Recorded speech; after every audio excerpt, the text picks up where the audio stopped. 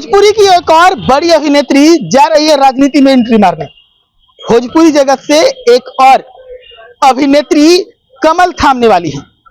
भोजपुरी जगत से पहले भी लोग राजनीति में आते रहे हैं। नमस्कार, मैं प्रशांत और आप देख रहे हैं सच टॉक्स।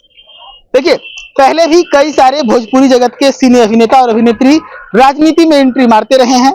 बड़े नामों की बात करें तो पवन सिंह और अक्षरा सिंह, रितेश पांडे जैसे बड़े नाम भी राजनीति में एंट्री ले चुके हैं।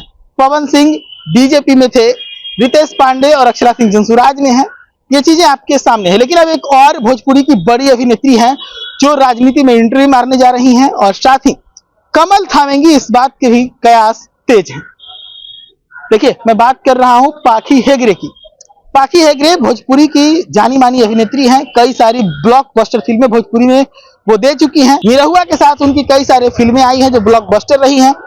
हिंदी फिल्मों में भी वो काम कर चुकी हैं और मैं बनूंगी मिस इंडिया से वो अपने फिल्मी करियर की शुरुआत की थी। इसके बाद लगातार सिने जगत में सफलता हासिल करने के बाद अब पाखी हेगड़े राजनीति में एंट्री मारने वाली हैं।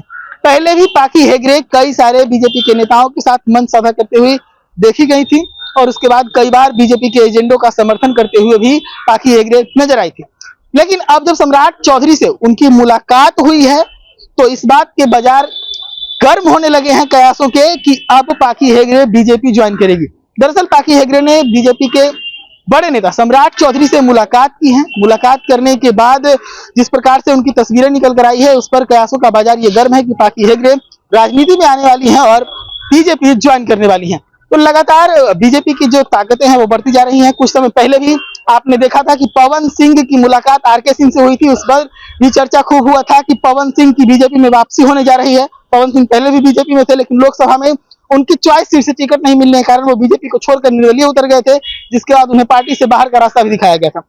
अब पवन सिंह की जब तस्वीरें वायरल हुई तो यह चर्चा हुआ कि पवन सिंह की राजनीति में जो है बीजेपी में वापसी होने जा रही है। तो उसके बाद अब एक और बड़ा नाम जो है वो जुड़ रहा है पाखी हेगड़े का।